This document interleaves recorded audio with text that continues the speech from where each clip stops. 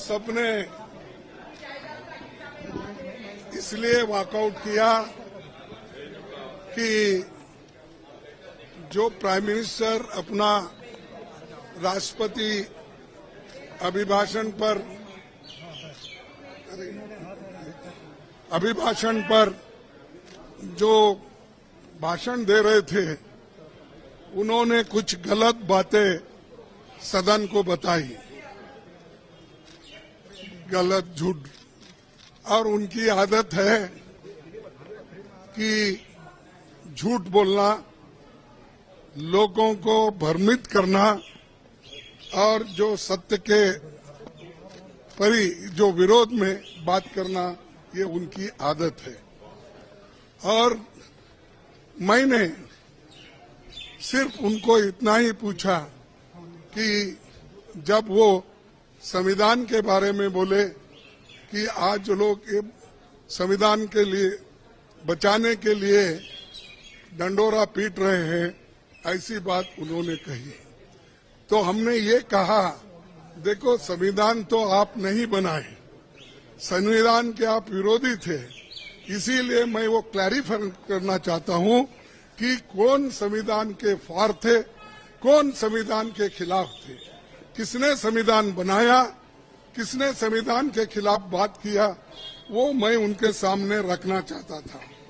मैं ये रखना चाहता था कि उन्हीं के पेपर में आरएसएस के जो मुखपत्र है ऑर्गेनाइजर 30 नवंबर 1949 में अंक में संपादकीय में लिखा था।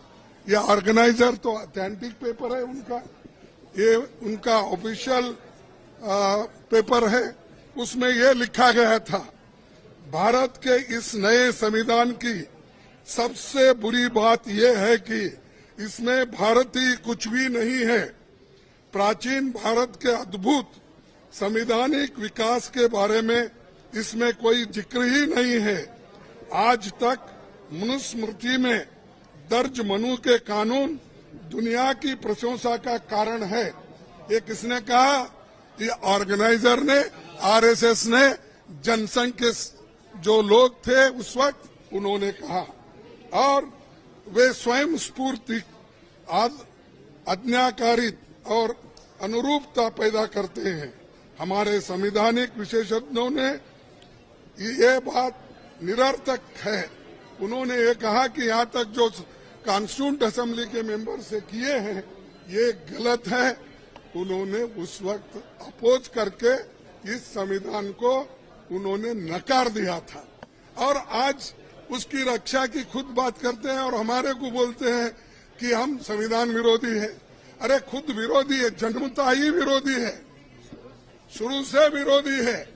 इसको जब इसका जन्म शुरू हुआ उस दिन से इन्होंने बहुत से पुतले जलाए, अंबेडकर के, नेहरू जी के पुतले जलाकर रामलीला मैदान में उन्होंने ये सब काम किया।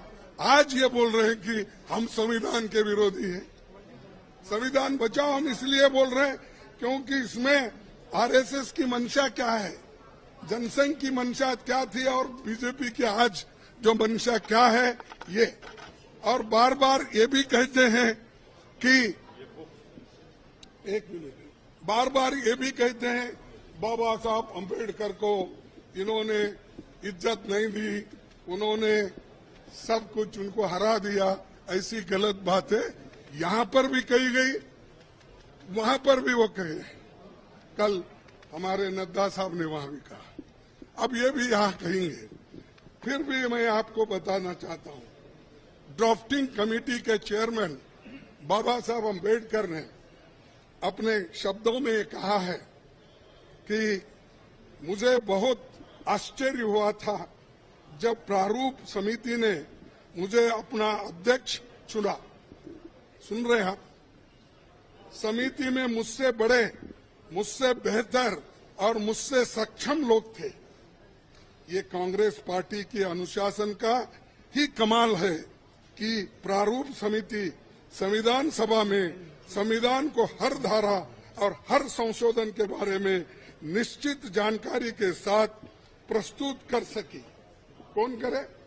कांग्रेस वाले करे। और इसको बाबा साहब अम्बेडकर ने कहा और ये कहते हैं इन्होंने विरोध किया, उन्होंने ये किया, उनका अपमान किया। आगे मैं बताऊंगा। इसलिए संविधान सभा के समक्ष संविधान के प्रारूप के अबाध रूप से प्रस्तुत किए जाने के समस्त श्रेय पर कांग्रेस पार्टी का हक बनता है। ये बात मैं कहने वाला था और मेरी बात सुन रहे नहीं।